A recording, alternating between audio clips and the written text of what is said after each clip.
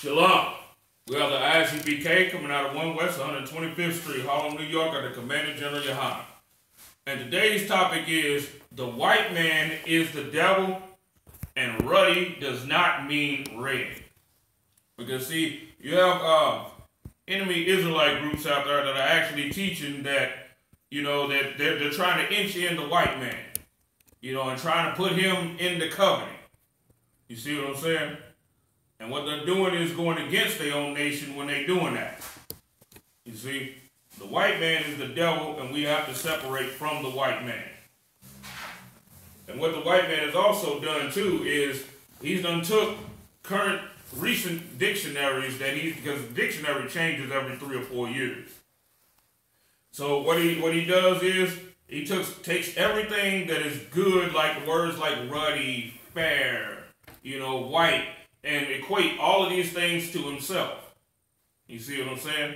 When in times past, it was not like that. That's right. Ruddy did not mean red. But then when you look at a modern day Webster dictionary, it'll say red on the blush in the face or something, to that effect. Even what they've done also too is they done went in dictionaries, in certain Bible dictionaries, and even in the ones that, some of the ones that's supposed to be Hebrew, they done went and they done put, instead of, Edom, they done, or when they know Adam, when you say Adam, they done sit there and done put the Y sound inside Adam, making it say Adawam, which is Edom, meaning red. So now they can say that, Adam, see, look, Adam was red. You see what I'm saying? And then who are the red people on the earth? The red people on the earth is the white man. They sure the hell ain't trying to say that, that Adam was a Native American. They ain't trying to say that. They know that they're the red man. You see what I'm saying? They use red and white interchangeably. Let's go to the scriptures. We're going to Genesis chapter 25 and verse 24. Well, we're going to start at 23. It's a lot. And the Lord said unto her, 2 nations are in thy womb, and 2 manner of people shall be separated from thy bowels. Means these people will be direct opposites from each other. You see what I'm saying? They would even look different from each other. And one is going to look different than everybody else on the earth. And he will be the father of a nation that will take on the same physical and character and the same character as their father, their forefather. And the one people shall be stronger than the other people, and the elder shall serve the younger. And when her days to be delivered were fulfilled, behold, there were twins in her womb, and the first came out red. Now think about it. They didn't use it. They didn't say, well, and the first came out ruddy. You see what I'm saying? Red and ruddy are 2 different words according to the Bible. They don't mean the same thing. You see what I'm saying? All over like a hairy garment. Now, fake Israelites will say, well, Esau was a red-headed black dude. They'll say that. You see what I'm saying? They'll say he's a black dude with red hair, when the Bible don't even say what color Esau's hair was. It said the first came out red, all over like a hairy garment. But that doesn't mean his hair was red. That's not what that's saying. He came out that way. You see what I'm saying? And they called his name Esau. And after that came his brother out, and his hand took hold on Esau's heel. These 2 were totally different from each other, right? Now, when it said also that he came out red, his blood showed through the skin because his melanin level was low. You see, his pigment was low. So it allowed the things that are on the inside to show on the outside. Like his blood, his veins, his blood vessels. You see what I'm saying? You can see these things. When actually, in reality, these things are supposed to be hidden. You see what I'm saying? Everything that's inside of your body is supposed to be hidden. That's one of the reasons why you have melanin in your skin, to stop that stuff from showing. You see what I'm saying? Well, the white man stuff shows, for one thing, to show his sin upon the earth, which is he's a murderer. Just like Cain's children, their stuff showed too. Their sin showed. You see what I'm saying? And his name was called Jacob. And Isaac was 80 years old when she buried him. All right. Now, what we're going to do is we're going to skip down to verse 30. And Jacob sowed pottage, and Esau came from the field, and he was faint. And Esau said to Jacob, feed me, I pray thee, with that same red pottage. Well, I guess the pottage was ready too, huh? You see what I'm saying? And it said the same red pottage. Red is a color. Ruddy's not a color. For I am faint. Therefore was his name called Edom. The name Edom means red. You see what I'm saying? The name Edom, like I said, his children would carry on these same characteristics. Right? But they have you think that Edom and Ruddy and red all mean the same thing. No, they don't. Edom means they'll take on that characteristic. There'll be a nation of red people. The color of red is the color red. Ruddy, on the other hand, has nothing to do with either of the two. That's talking about the person, the individual person. You see what I'm saying? And they're trying to use this to try and say, see, look, there were also all kinds of white Jews. The Jews, they put it like the Jews were white people. You see what I'm saying? And if that was the case, then why would specific people be pointed out as being ruddy? You see what I'm saying? What if they are white, then what the hell would make him more ruddy than everybody else? You see what I'm saying? That would be a whole race of ruddy people. If white people were ruddy, and ruddy mean red, that would mean there would be a whole race of that. The only time a person would be pointed out is if he looked different than others, as specifically saying that person was ruddy. And that would be like saying that, okay, the Jews were dark-skinned, but then you had this one and he was, the same color as a white person. You see what I'm saying? Let's go to Lamentations chapter 4 and verse 6.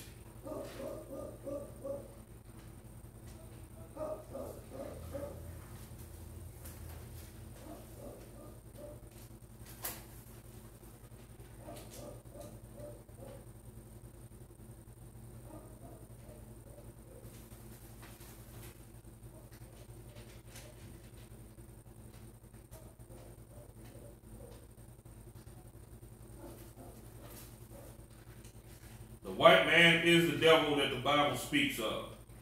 And the white man is subtle when it comes to everything.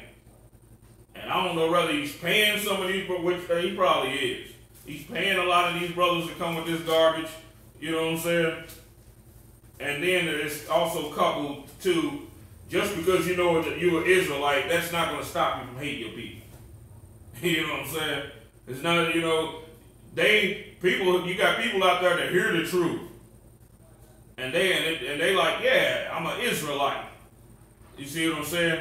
And these are the ones who usually call themselves Yisrael, or something to that effect. One of those names, Israelite names, spelled with a Y and an I, which I don't know where the hell that comes from. But it's usually that kind of group. And that group didn't even come from the stock, even of the breakoffs that came from ISUPK. You see what I'm saying? They don't even they come from the Jewish perspective of the Bible. You see what I'm saying? And they really, in reality, are trying to graft themselves in. Is what they actually trying to do. And they're trying to graft themselves in to the Jewish people, while at the same time having other black people telling them that they shouldn't hate the white man and that they should, forgive the white man and allow the white man inside their congregations, right? They're pushing that. They ain't really working for their Jewish masters is what they really doing. They ain't nothing but slaves trying to recruit other slaves. That's all they trying to do. They're trying to tell the ones that don't want to be slaves that they wrong for not wanting to be slaves. That's what they really doing. You see what I'm saying? And these dudes are so simple that any Hamite from some dirt poor country can have a debate with them. At the end of the debate, he can convince them that he's an Israelite. You see what I'm saying? Because his people was poor. Not going on much else, not going on anything else. He's not breaking nothing down or any of that stuff. They go into the curses of Deuteronomy 28, he can say, see, look, my people were poor in my village. So that puts me as an Israelite too. That's how they come like that. You see what I'm saying? And the Israelite groups will embrace them as being Israelites. While at the same time, really in reality, rejecting the actual natural Israelites, which is the one that came across in the slave trade, in the transatlantic slave trade, just like they did. You see what I'm saying? Now, let's go to Lamentations, chapter 4, and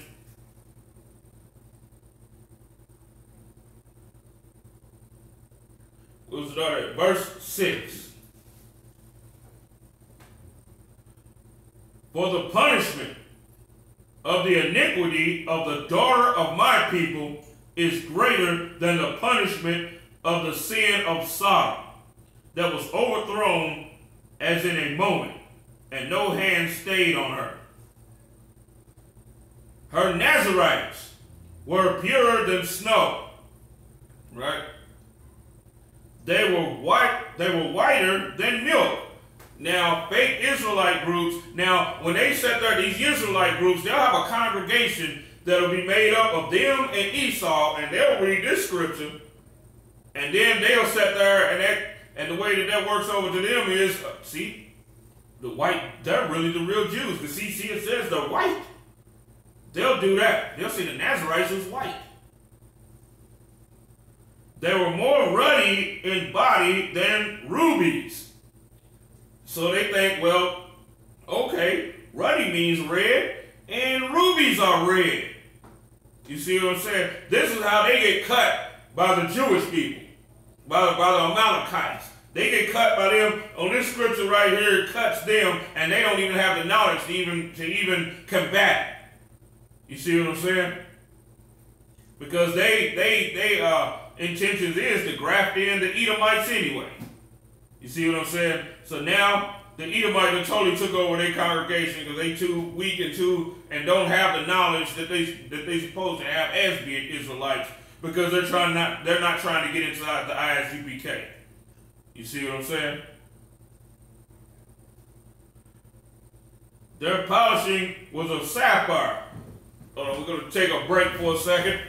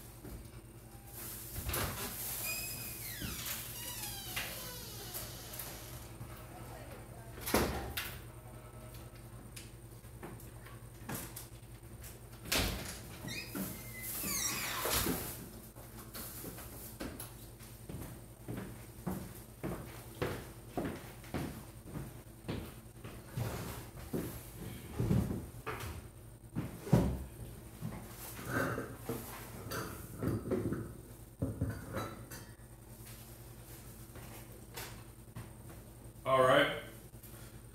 Back to Lamentations, chapter 4. And now we're in the 7th verse. Her Nazarites were purer than snow.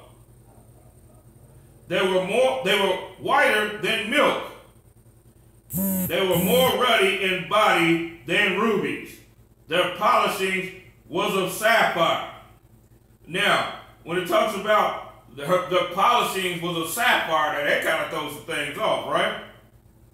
Sapphire is like a diamond, is a diamond that fires off blue. So now, if you're looking at this from the carnal perspective, now you're thinking they white, and they red, and they blue. You see what I'm saying? Now, how the hell is a person going to be red, white, and blue? You see what I'm saying? Their polishing was of sapphire. Now it goes from that to saying, in verse 8, their visage is blacker than a coal. Now, if it was talking about them being white, then how the hell did they go from being white to being blacker than a coal?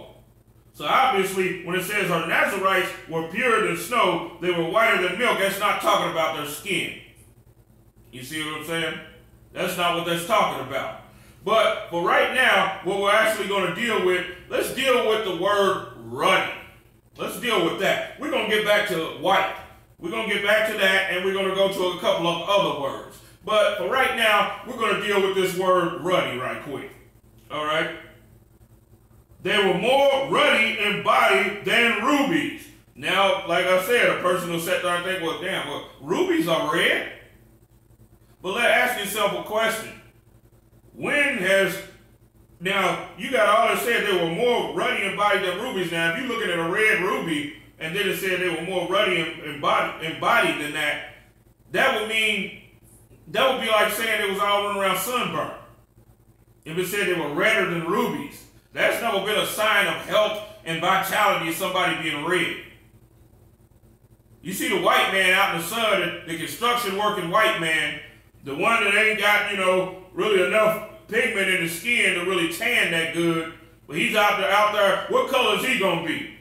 He's going to be red, and it's not going to be the sign, and say if you got a team of construction workers, of white construction workers out there in the sun in the summertime, and they all beat red, now how the hell is that a sign of health? You see what I'm saying? He's on the verge of sunburn.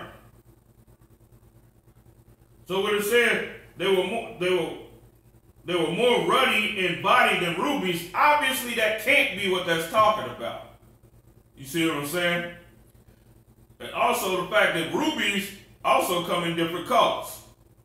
But what the scripture is talking about when it said they were more ruddy in body than rubies, if you see a ruby right now today, say somebody showed you went to some high-end jewelry store, and they showed you this fat ruby, and that ruby was worth, and it's set in this case and all of that, and that ruby is worth, you know, a hell of a lot of money, and you looking at that ruby and you dazzled with it, and you know that it's a ruby. But one thing that you can't tell about that ruby is how old it is. You see what I'm saying? The ruby can be down 20, 30 years old, or it can be 200 years old. You see what I'm saying? You don't know how old it is by looking at it. You see what I'm saying? It's youthful. The ruby doesn't age like that. You see what I'm saying? It don't age. Don't seem to age. And the men, when it talks about they were more ruddy in body than rubies, because they kept the law, statutes, commandments like they were supposed to, and the blessing, and the Lord sent his blessing upon them. You see what I'm saying? That they will fulfill their days. You couldn't look at them and tell exactly how old they were. You see what I'm saying? Their bodies were youthful. You see what I'm saying? And some of the men, the only way you can tell is their hair. You see what I'm saying? Some of the men, you know, even a lot of the brothers that had white hair, their skin was still vibrant. You see what I'm saying? They were still built. You know, when Moses died, Moses was ruddy. Because it said that Moses, you know what I'm saying, even though he was 120 years old, it said that his eyes were not dim, nor his natural force abated, meaning he didn't have the body of a 120-year-old man. That's what it's saying. Moses was ruddy. Even without it saying flat out that Moses was ruddy. That's what ruddy means. And ruddy is when you don't look your age. Your skin still got its, its vitality to it, its moisture to it. You see what I'm saying?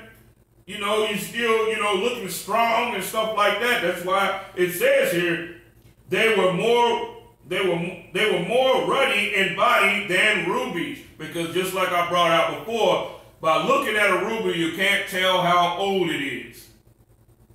You see what I'm saying? Now, their polishing was of sapphire.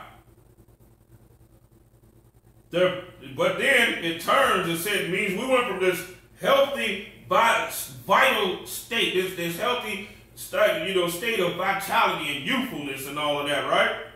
Being healthy, eating the best foods, you know what I'm saying, the blessing of the Lord being up on us. But now you see something different. Their visage is blacker than a coal. Now, we went from being more ruddy in body than rubies, to our visage being blacker than a coal. Because what's going on here? A famine. You see what I'm saying? A famine, you can also see a famine in a person's skin. Just like when you cut on the, you see the Hamites, the Feed the Children program. You know what I'm saying? Their skin doesn't have the luster to it. Which Hamites really don't have. A lot of Hamites don't have a lot of luster to their skin anyway. You see what I'm saying? But we have always had luster, As a matter of fact, ruddy is the same thing as,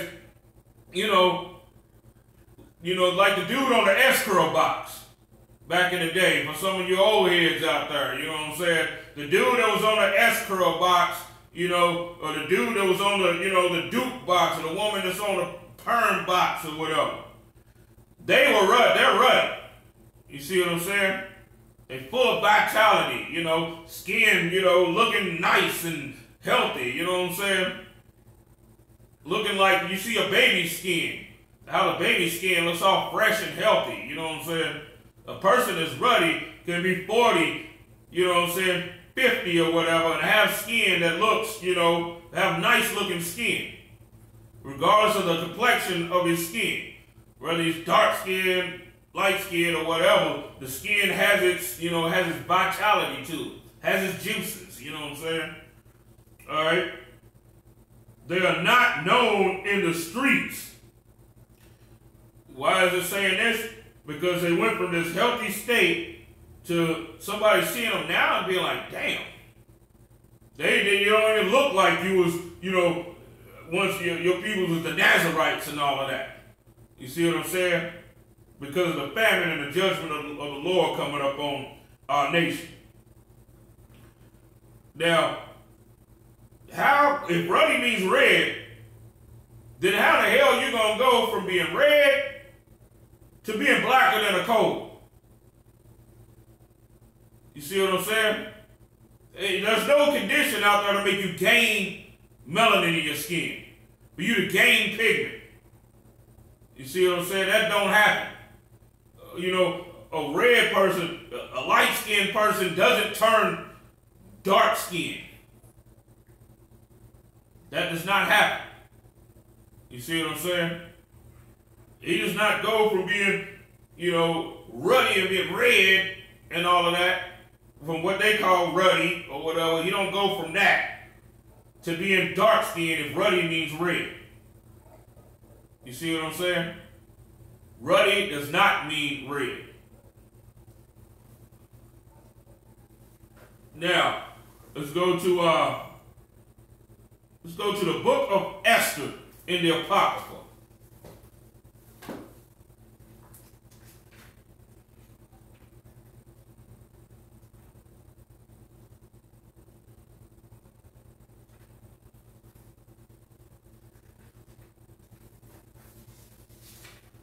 White man is the devil that the Bible speaks of. And one of the ways that he gets to black, Hispanics, and Native Indians is through imagery.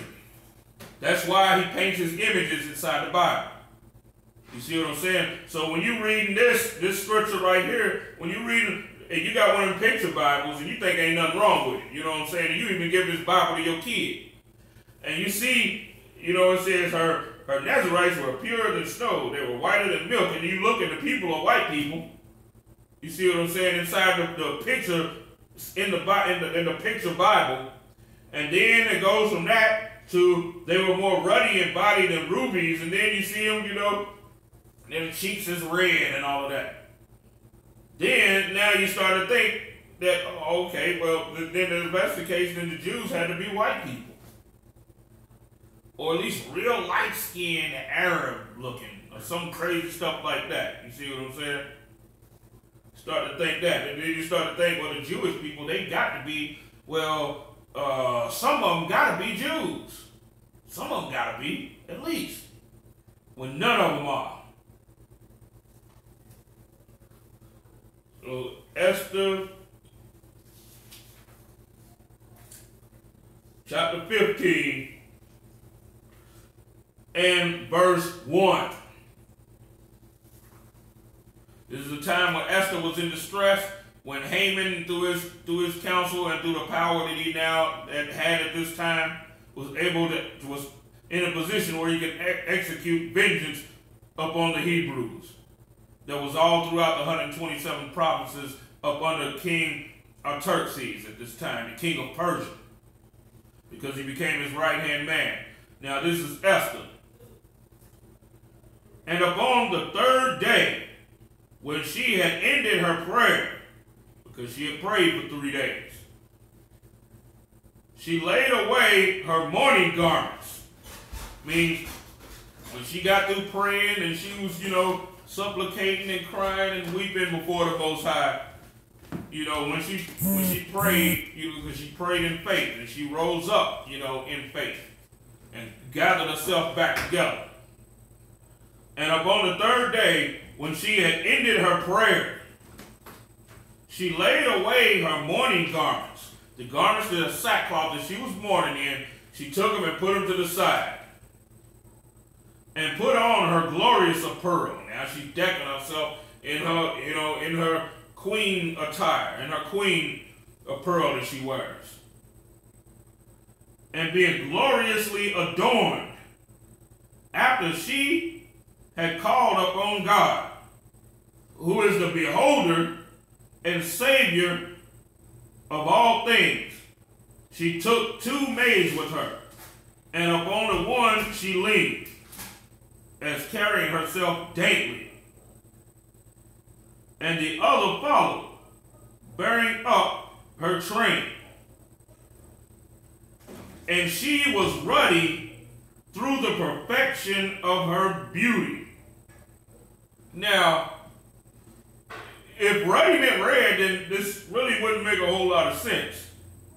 You see what I'm saying? So she was, now let me do something right quick. I'm going to replace this word ruddy right now. Since they say ruddy means red, I'm going to read this scripture again, and I'm going to replace it with the word red. Now tell me how this sounds. I'm going to go back up to verse 4. And the other followed, bearing up her train, and she was red through the perfection of her beauty. That don't make no sense at all. Like I said, you know, when the hell has red been a sign of health? You know, and a sign of beauty and a sign of, you know, attraction. You see what I'm saying? It means she was looking youthful and, you know, and vibrant through the perfection of her beauty. You see what I'm saying? And her countenance was cheerful and very amiable, but her heart was in anguish for fear. Now, she was able to keep it together, even though she was in total fear. Now, with that word ruddy being replaced with the word red, that don't make any sense. You see what I'm saying? It doesn't make any sense at all. Because the color red on a person is never in a person's skin, that's never been a sign of health. You see what I'm saying? Only in these last days, after us being enslaved for 400 years, do black people think that red is something good because red associates us with massa. You see what I'm saying? Red in these times, a person being red wasn't a good thing because the white man wasn't ruling the earth. You see what I'm saying? Going all the way back to like ancient Egypt and things like that. In order for you to be a chief prominent man up on the earth, you see, or for you to have that type of image, you had to look like Shaq or somebody. You see what I'm saying? Because that's how the ancient Egyptians looked. You see what I'm saying? They were bald-headed and black. And that was the image of what a choice, prominent man was at this time. You see what I'm saying?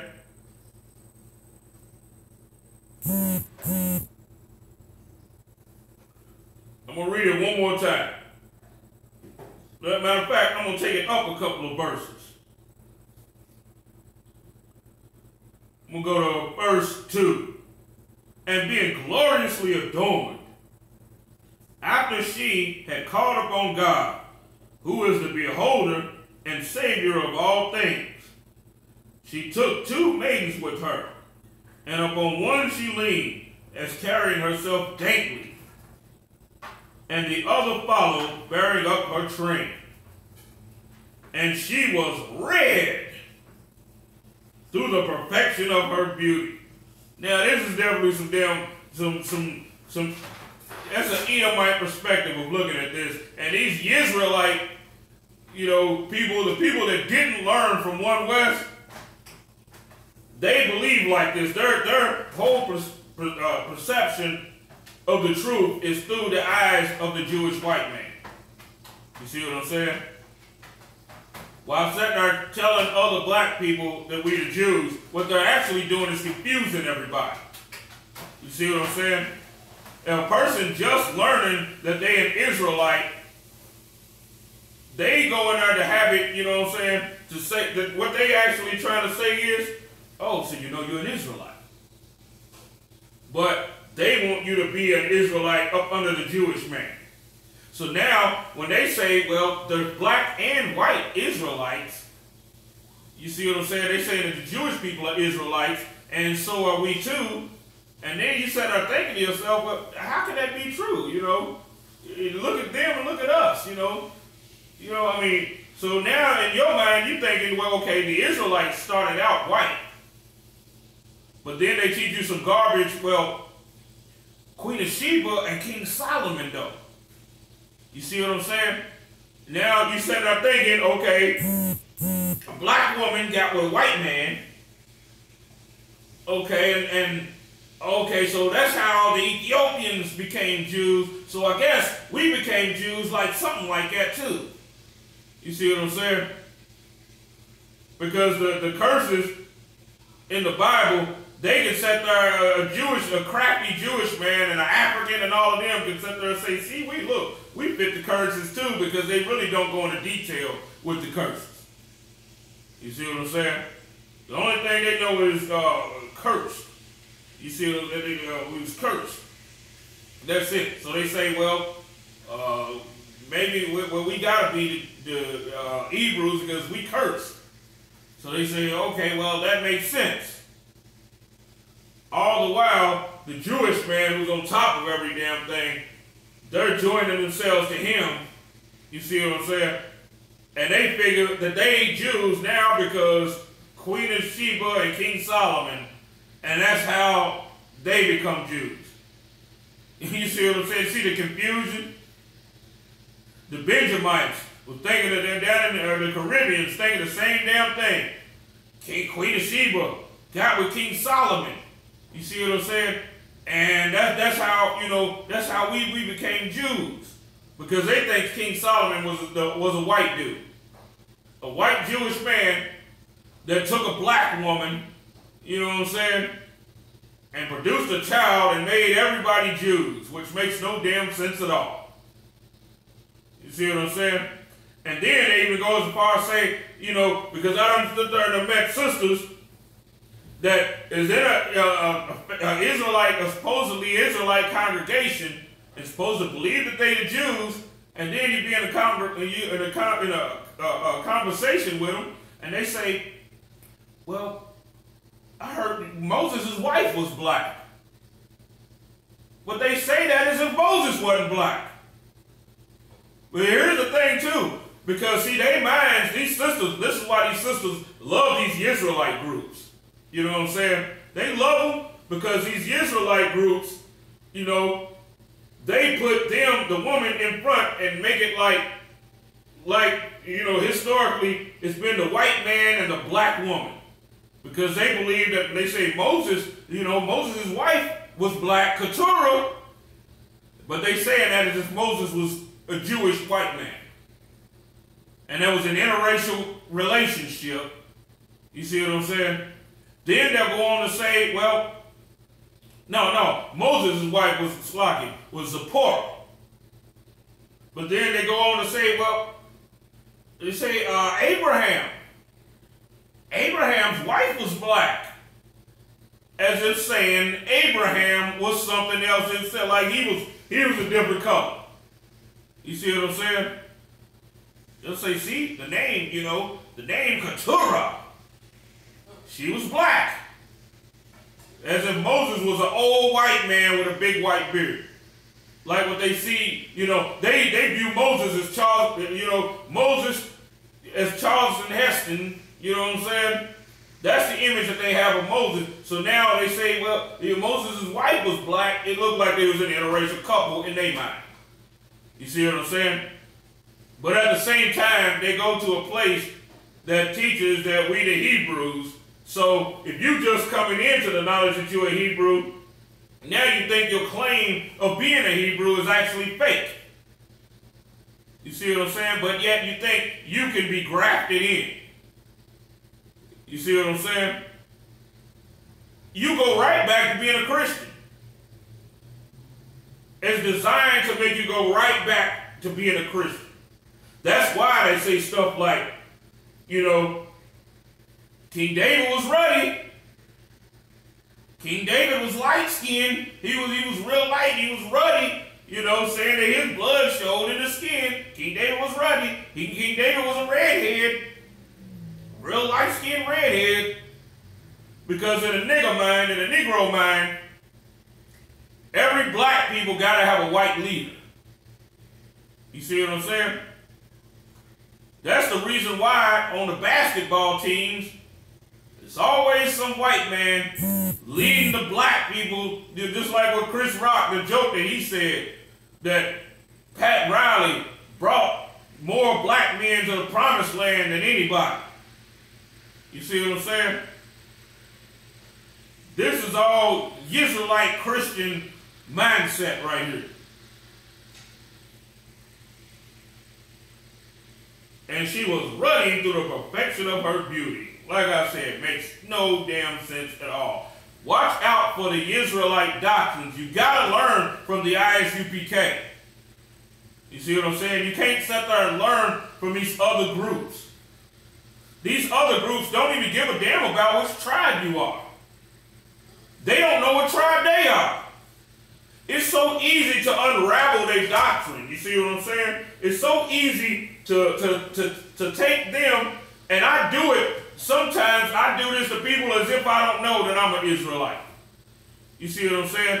And I question them and chop the whole belief of them even being an Israelite and totally destroy it and take it from them and show them just how easy it is. Just how weak they actually are. And then I let them know that I'm in the Israelite School of Universal and Practical Knowledge, the same school that they should be in, so that they learn right, so that they don't get chopped like that no damn more. You see what I'm saying? Hey, you Israel and everything, and you're supposed to be a teacher. You know what I'm saying? All you have to do is just sit there and, you ask them what tribe they are. They know they're Israelite. You ask them what tribe they are. Well, I'm an Igbo. So I guess I'm Judah. You see what I'm saying? What the hell does that have to do with the tribe of Judah? You did a DNA test, huh? The white man who took your identity from you did a DNA test on you, told you was an Igbo. You know what I'm saying? Told you was the brother said he was of the Benin kingdom. Oh, really? He was of the Benin kingdom. So your DNA test told you that you was a goddamn kingdom. Well, you know what? How come your DNA test never told your black ass you came from California? How come it never told you that? You see what I'm saying? How come it never told you that you came from Mississippi? DNA test can tell you who your immediate family members are. But they're not going to tell you what geographic location you damn come from. That's stupid. You see what I'm saying?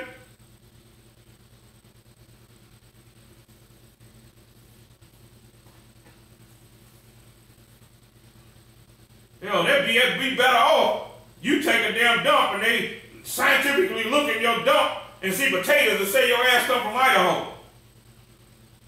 It'd be better off doing that. DNA testing does not prove what land you damn come from. You see what I'm saying? The white man is a devil. The white man is a liar. That's what he does. And you can't go to the same damn people that sat there and told you that told you was just black. Gave you a color, took your identity away from you. You going to them to get your identity back. How stupid is that?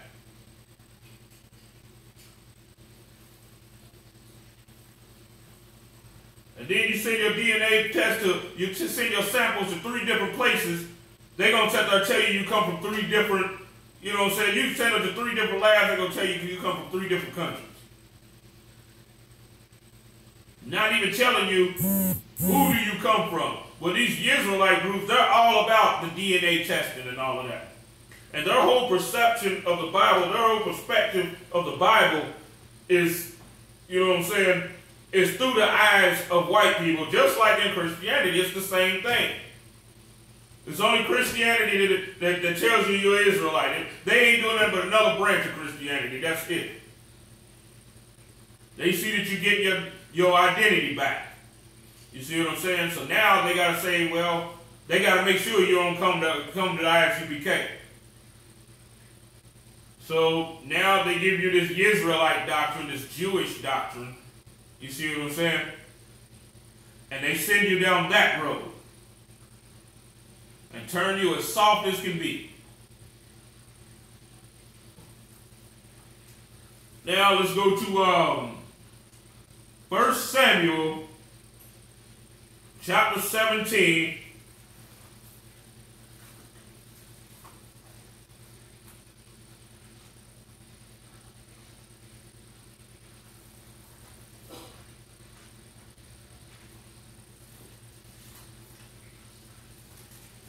And verse 42.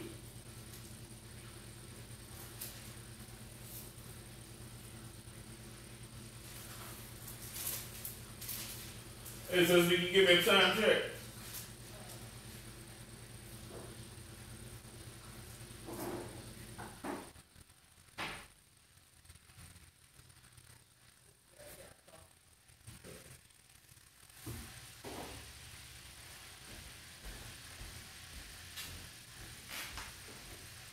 Matter of fact, I'm going to go back up to 40.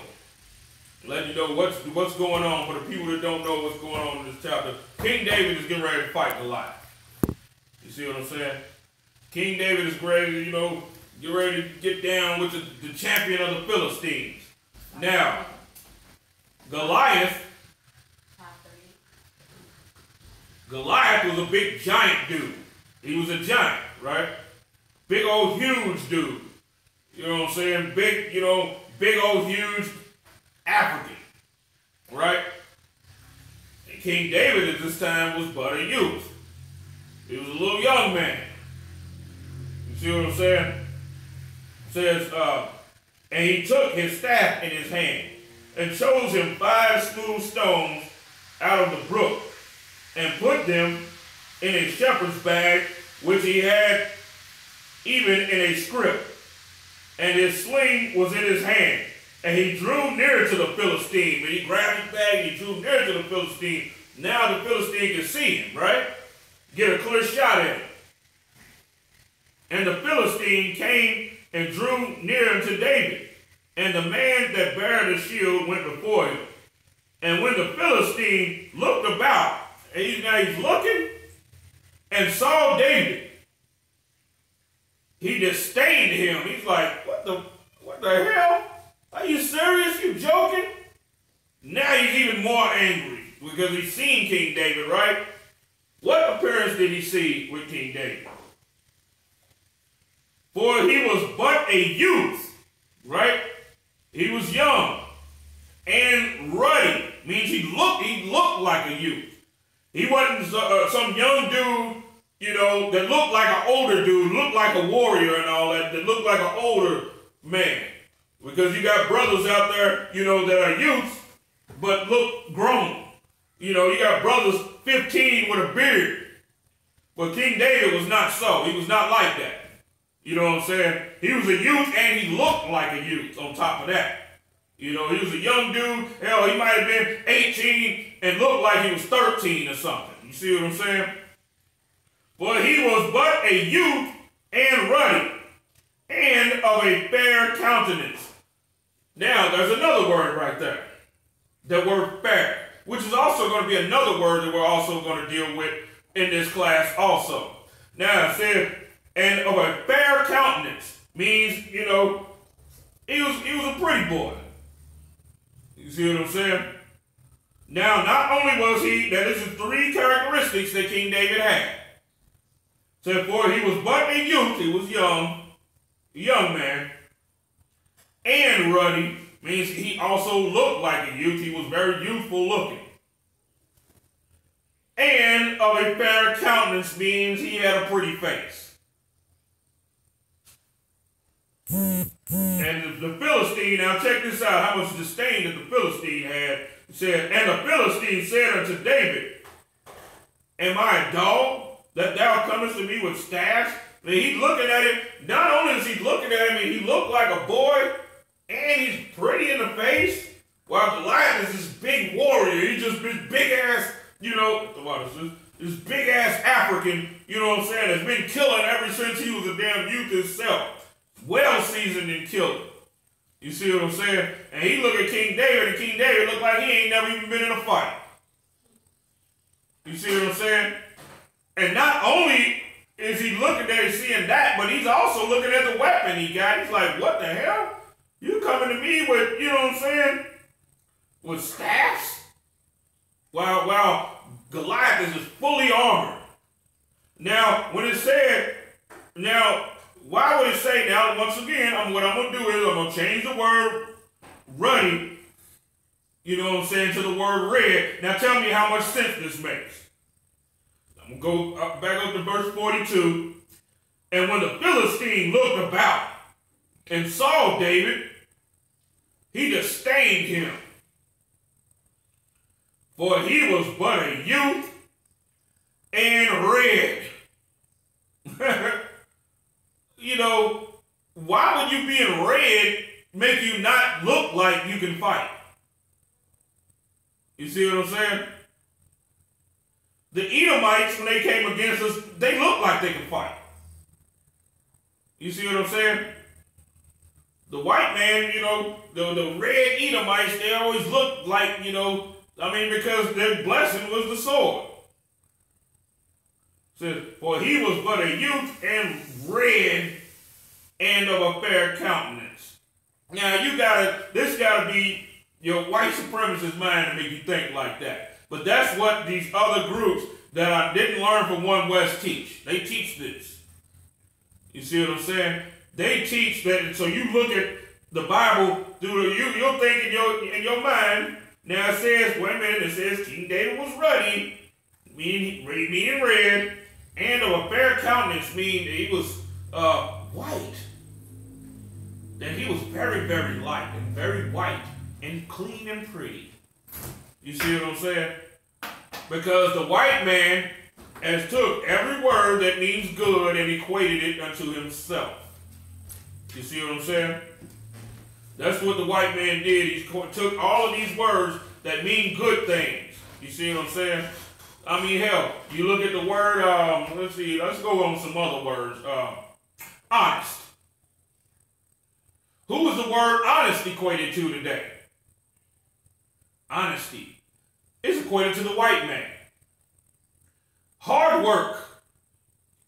That's equated to the white man. When you hear the term hard work pays. America was established by hard work. You don't think about the black people that was in the cotton fields when you hear that phrase. You see what I'm saying? What you think of is the white man who owned a plot of land that worked hard on the farm and sold his farm goods so that his son could go on to college and he can, you know what I'm saying, and become something great, this great lawyer, this great whatever. Out of him selling his, doing hard work on his farm, selling his farm equipment. You see what I'm saying? Or whatever the case was. You think of the white man that owns John Deere tractors and things like that. When you hear America was founded on hard work.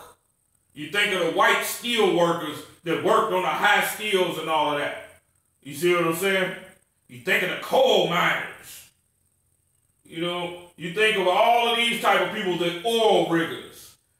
America was built on hard work, but you don't think about the slaves. You see what I'm saying? You don't think about that. You don't think about how America was built on slavery.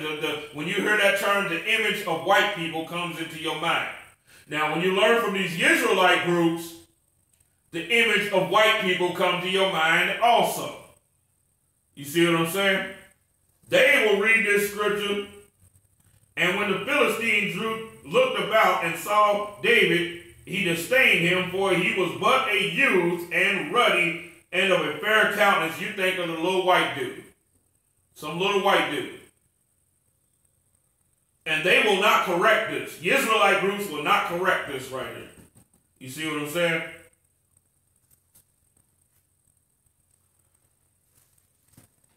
Now, let's go to Song of Solomon,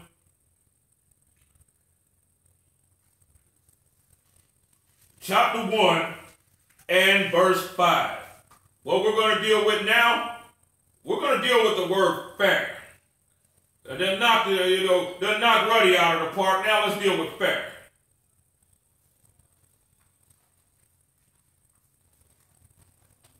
The Bible, in most instances, defines itself. You see what I'm saying?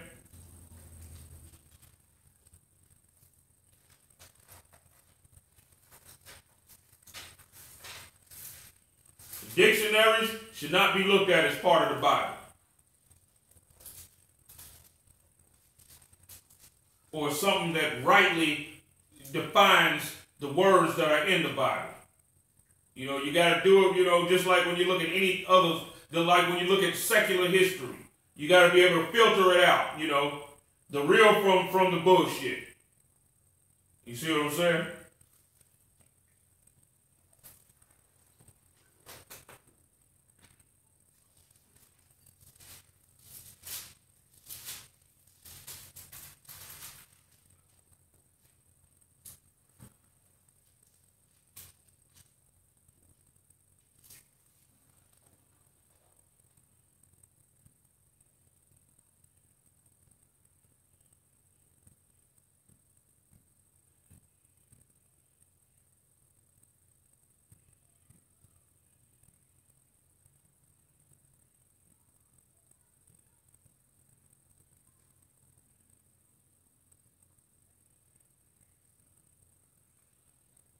All right. I am black, but comely, O ye daughters of Jerusalem, as the tents of Kedar, as the curtains of Solomon. Look not upon me because I am black, because the sun has looked upon me. My mother's children were angry with me. They made me the keeper of the vineyards, but my own vineyard have I not kept. Tell me, O thou, whom my soul loveth, where thou feedest, where thou makest thy flock to rest at noon. For why should I be as one of the turned aside from the flocks of my companions? If thou know, O thou fairest among women. Now, she's called the fairest among women, right? So go thy way forth, now the footstep of the flock, and feed thy beside the shepherd's tent. Now, think about this for a second.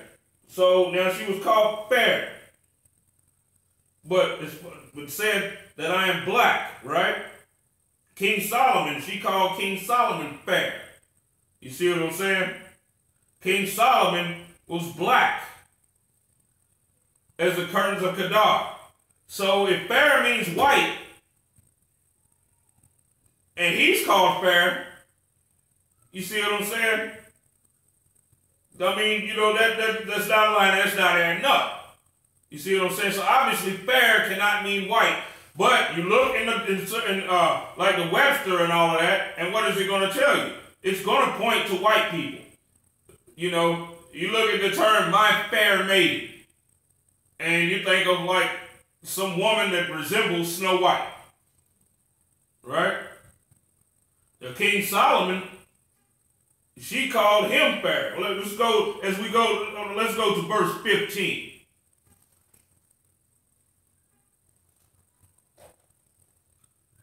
Behold, thou art fair, my love. Behold, thou art fair. Thou hast dove's eyes. Now, it said thou art fair. Now, as we go back to verse 5, I am black. So fair, like I said, if fair means white, then why the hell is he being called fair and he just clear that he's black?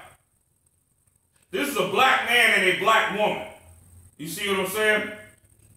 This was not King Solomon with a white woman. This woman was an Israelite woman right here. But, you know, the Israelite groups, you know, the Christian Israelite groups, I have you thinking that, you know, King Solomon was a Jewish white man and he got with a black woman. You see what I'm saying? They teach garbage like that. So that's one of the reasons why they accept interracial marriages inside the congregations. You see what I'm saying? That's one of the reasons why they have congregations full of black and white people, and they just embrace all. Now, the Israelite, but they so punctified, though. At the same time, they so damn punctified, they only saying, and they'll argue with you up and down, saying that the white man ain't Esau and all of that. That Esau is the Arabs, the white man ain't Esau. But see, here's the thing: what they'll actually do is, if an Arab was to come to their congregation, they would even change that. You see what I'm saying? If Arabs started coming to their congregation, now they'll say, well, now Esau's not the Arabs. Esau, they'll make it somebody else. You see what I'm saying? Because they wouldn't want to offend them. Because what will happen is, that black and white congregation they got going, they embraced there's some Arabs. Some Arab was to actually come in that place, which they would see nothing like that. But say if they was to come inside their congregation and say, we are practicing Jews also.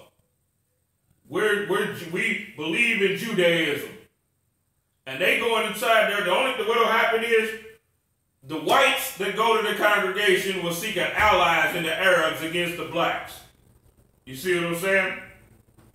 And the black people seeing this, now see that they have the white man that they trusted in inside their congregation lightweight turning on them. You see what I'm saying? So now, the only thing they'll do is turn against the other blacks and say, now you can't say that the white man is Esau or the Arab man is Esau. You see what I'm saying? They'll make Esau black. And they'll say, well, a lot of us that got on the slave ships was Israel.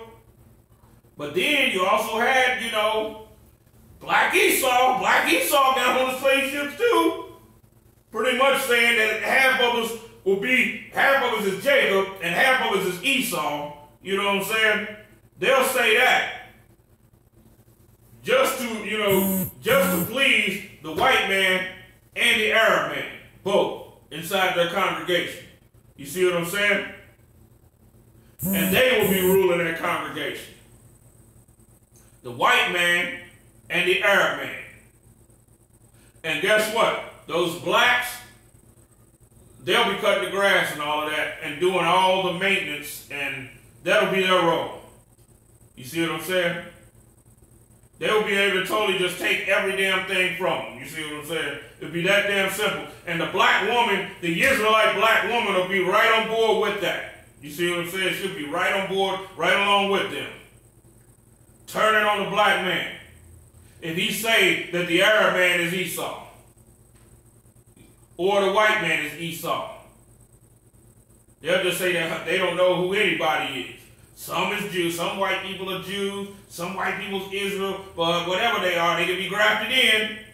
They can be grafted in and be Israel.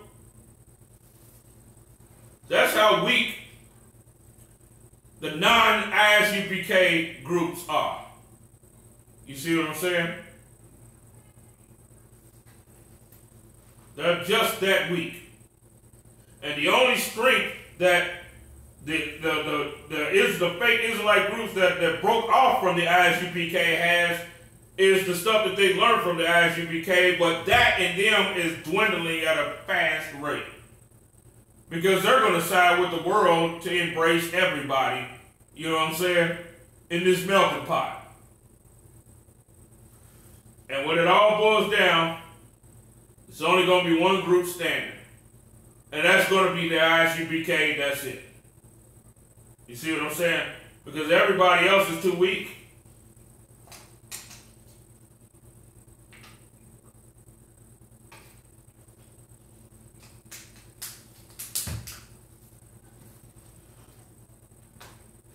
Now, as we go back to the scripture, behold, thou art fair, my love. Behold, thou art fair. Thou hast dove's eyes. Now, it was obvious that the person was black. You see what I'm saying? And the woman was also black.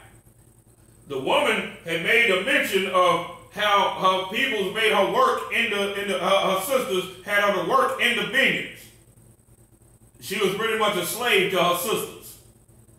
And then when black people, when you out parched to the sun, just like in slavery, we have this, vibrant skin and everything when we on top, and the blessing of the Lord is with us. But when we went into slavery, now we're being, our shoulders is being peeled. You see what I'm saying? We exposed to that hot sun, from sun up to sun down. You see what I'm saying? Her sisters had her working in the vineyard, and she became like that, but now where she became darker. You see what I'm saying? And that type of dark signifies a person that works in the field all day long. You see what I'm saying? Like, you can tell the difference between a man that's in the sun all damn day long, you know what I'm saying, that's laboring, you know what I'm saying, all day long, from a man that grew up in a place where he was favored and well-to-do. You see what I'm saying? It was the same thing, here with this woman right here. But now she's out of that condition and she's marrying King Solomon. Just like us being led out of the situation with the Egyptians, because they had us working in the sun, in the hot sun in Africa like that, from sun up to sun down, making bricks for Pharaoh. building on the damn pyramids and all the structures, building his treasure cities. Now, this woman is also called fair. You see what I'm saying? So if fair means white, then, how the hell she go from being parched in the sun, being black as the curtains of Kedar, to looking like Snow White? You see what I'm saying? Impossible. So fair does not mean white. Just like ruddy does not mean red. Like I said, the Bible, in some instances, defines itself. You see what I'm saying? And in most instances, it defines itself.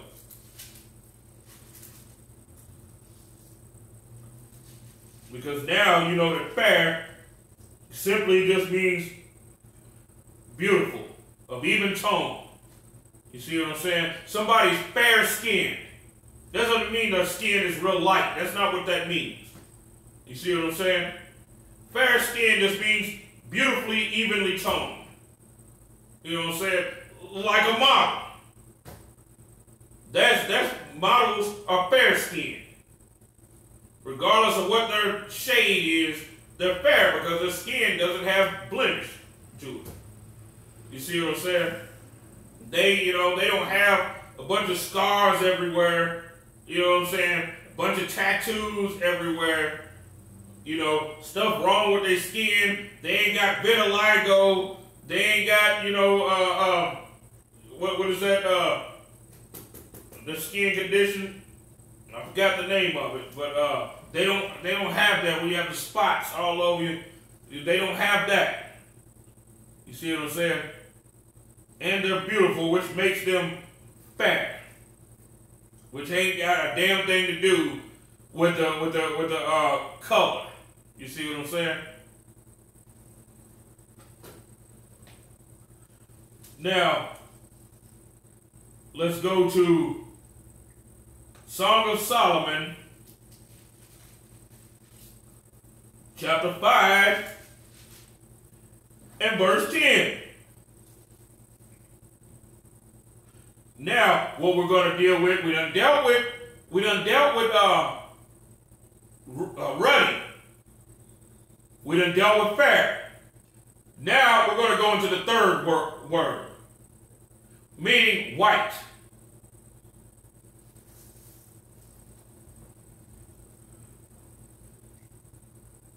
Now, the fake Israelite group, right?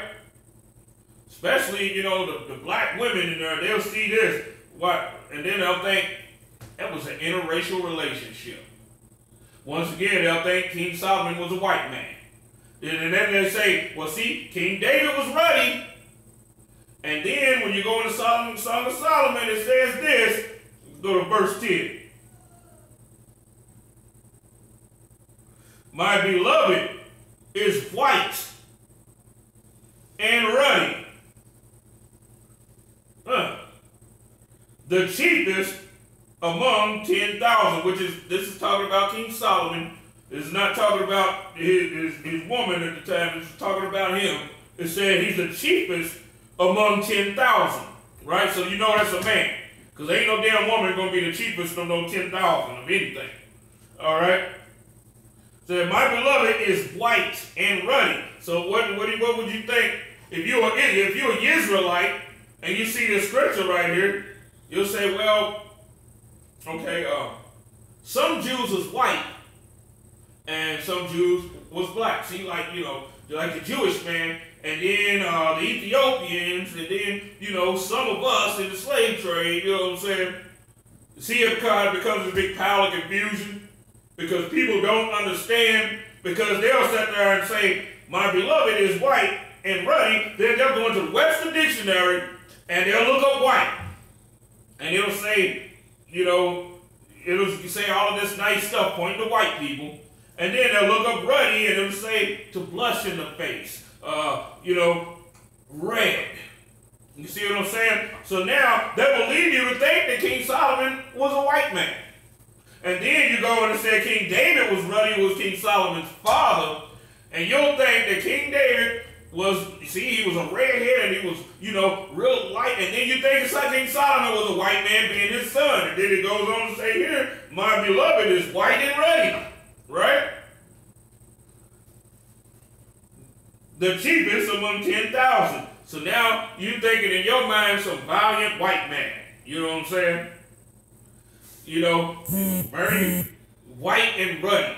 And her being a black woman. And this stuff, what this actually does is this triggers the desire of non-ISUPK black women. Because black women that ain't in the ISUPK, that are in these Israelite groups or Israelite congregations and all of that, deep down inside they want a white man. So when they sit there and they see, that they say Moses was had Zipporah. Zipporah was a black woman. You see what I'm saying? What they're actually doing, let me go on to the other examples though before I even go into that. They'll say, see, Zipporah, she was black, as if Moses was something else. But then when you sit there and you say, well, you know what? But Moses was black too. They go, oh, well, they ain't too worried about that. You see what I'm saying? Just try it. Deal with one of these, Israelite sisters, and they'll say some stupid stuff like that. Well, Zipporah, she was black, and you sit there and say Moses was black, and watch her countenance go, well, she don't care about it, because you know why? The whole purpose behind that, and the whole purpose that these, a lot of these black women that ain't with the ISUPK and have these, that they led by these effeminate dudes, or they're leading the effeminate dudes in these fake congregations, these enemy congregations and all of that. What they're actually doing is, in their mind, they don't push the black man out. You see what I'm saying? The black man, they done made the black man not a factor. Because in their mind, they believe that if they help the white man to destroy you, that them and the white man are going to be together. Just like in the Garden of Eden, Eve thought she was going to be with the serpent. You see what I'm saying? She desired the serpent. You see what I'm saying? So the whole thing in her mind, in order for him to get her to want to destroy her man, she has to see in her mind, in her imagination, she has to see herself with a future with him. You see what I'm saying? That's why in most cases, the black man is pushed out of the mind of the black woman. You know what I'm saying? And even when they together, she's only with him, you know what I'm saying, until the figure that she can get what she wants. Do a test. Wait till a black woman become vegan. And she start working out and stuff like that. And next thing you know, she'll have she'll cut her hair off, dye it blonde, you know what I'm saying? You'll start to see these changes, you know what I'm saying? And because what she wants to do is she wants to offer, and then on top of that too, some of these sisters, if you in a public setting and you have a sister that's kind of talkative or whatever, right? And small talking with some neighboring table of white people, watch how she starts to talk. She'll talk to you one way. She'll talk like a black girl with you. But she'll talk like some valley girl to them. You see what I'm saying? Given what she perceives as the best representation of herself. Now, if she's giving them the best, what's she giving you? You see what I'm saying? What is she giving you? And the only time that she talks like that to you is when she's trying to prove to you, and she's trying to be sarcastic or all of that, to try and, prove to you that she's smarter than you are. and to somehow belittle you, that's when she used her white girl voice with you. You see what I'm saying? She used her white girl voice with you when she's trying to do that to you.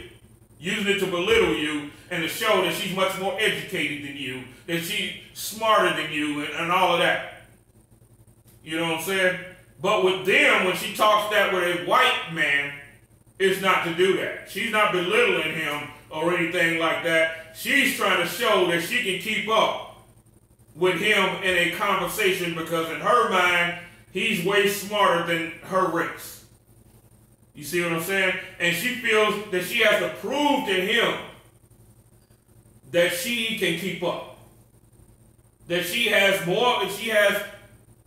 more in common with him and his people than she do even with her own. You see what I'm saying? That's why she's doing that. Now, we'll go back to the scriptures. My 609. My beloved is white and ruddy, the cheapest among 10,000. We view this, the Israelites, fake groups view this, and they take it literally because they're not spiritual, they're carnal. And they don't know these precepts. But I'm ready to hit you with the precept that's explaining this right here. Daniel chapter 12 and verse 10.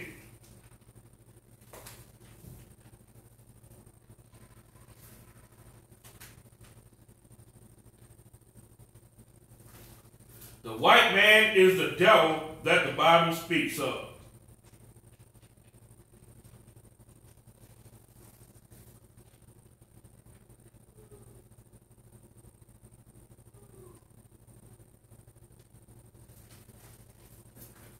And the Jews have never been white. Ruddy does not mean red. Fair does not mean white and light and bright. You see what I'm saying? And white in this scripture is not talking about skin color, which I will prove that.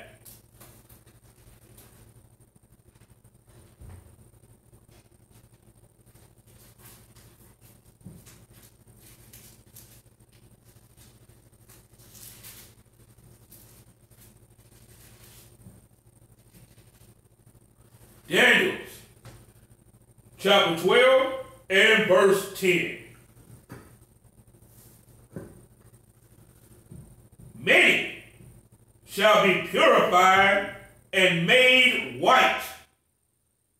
Wait a minute. Now, so is this saying that the Lord's going to see these black people getting into the kingdom, and he's going to say presto and turn them into Caucasians? He's going to make their skin lighter and all that. Is that what this is saying? No, that ain't what this is saying. Let me read it again. Many shall be purified and made white and tried, but the wicked shall do wickedly, and none of the wicked shall understand, but the wise shall understand. So, white in this scripture, obviously it ain't talking about that they're going to be changed into albinos. You see what I'm saying? Obviously that's not what this is talking about.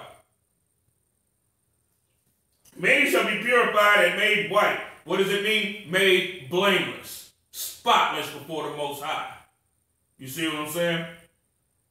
They will be made that. Now, when we go back to Song of Solomon,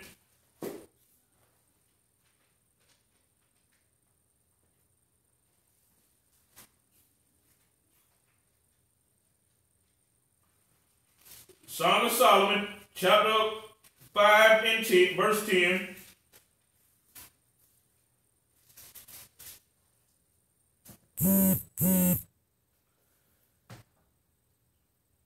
My beloved is white and ruddy, the chiefest among 10,000. Now what is it saying? It's saying, she's saying here that her beloved is blameless. You see what I'm saying? and ruddy. Why is he ruddy? Because he's lived a life of keeping the law, statutes, and commandments of the Most High. He wasn't raised on pork. You see what I'm saying? King Solomon wasn't raised on pork, shrimp. You know what I'm saying? He wasn't raised on crack. You know what I'm saying? He wasn't an alcoholic that come from an alcoholic father. He didn't go to the white man and get all kind of vaccines and, you know what I'm saying? He didn't do any of that. This made him ruddy. And even when he turned and he went astray for a season, as the scriptures say, raise a child up in a way that it should go, and when it's older will not depart from it. He was able to snap back. He had a season, you know what I'm saying? He was a righteous man that had a season to sin. You know what I'm saying? What it says here, my beloved is white and ruddy. He's blameless and he's youthful. The chiefest among 10,000. What type of man is he? A man of good stature. A man of high renown. You see what I'm saying? He's a king. He's the chiefest among 10,000. Because what was he? He was the ruler of the nation of Israel. You see what I'm saying? And he looked the part. It was comely for him to sit up on the throne. He looked like a man that should be up on the throne. You see what I'm saying? That's what she means. That's why, you know what I'm saying, it says he was black. But then it says he's white. You see what I'm saying? White, obviously not talking about his skin color. White meaning him being blameless. You know what I'm saying? Justified on the day of judgment, even though he had went astray at some point. But I think this was written even before he had went off and went astray like that. You see what I'm saying? That's why she said that he was white and ruddy and the chiefest among 10,000. But if you carnal, you're going to think that he, some handsome white man. You're going to think that. You know what I'm saying? Then it says, now if all the people out there that want to take this literally, let me hit you with the next verse, the first part of the next verse. His head, in verse 11, his head is as most fine gold. So now I guess he's running around a big gold head now, huh? I guess King Solomon is white and ruddy and red with a big gold head. You see what I'm saying? You don't understand the scriptures because you're not with the Israelite School of Universal and Practical Knowledge, Israelites. That's why you don't have the understanding of this Bible. You Israelites don't have it. Because if you had the knowledge, then you would be able to break down the Song of Solomon and not just look at it from a carnal perspective. You see what I'm saying? Like the white man taught you to do. And y'all are learning, all of these fake groups is learning, and all of these internet, Facebook Jew brothers, you know what I'm saying, is learning. They're sitting there learning from people that learn from white people. And that's how their whole perspective, their whole perception of the Bible is going to be, is through the eyes of white people.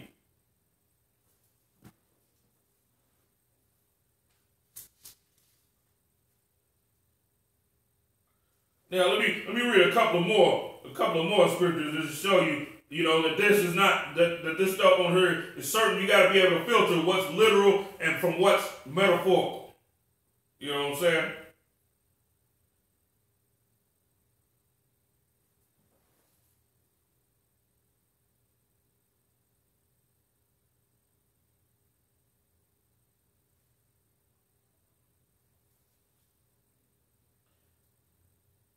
Now, as I said, we're going to go to verse 13.